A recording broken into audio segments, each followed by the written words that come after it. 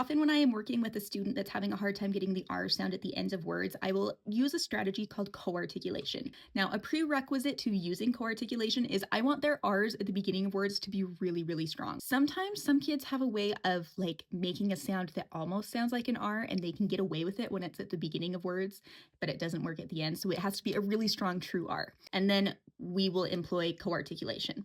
And you don't have to have a worksheet for this, but I made these as a resource and it's been helpful for my students. We use a word that ends with R and then we're going to pair it with a word that starts with R that they can say really well. So we can have car red and we're blending those words together. And really the point is to try to borrow the R from red and get it at the end of car. So we're going to practice car red, car red, car red 10 times on this worksheet. Then on the next section, my printer was running out of ink, but it demonstrates the point well.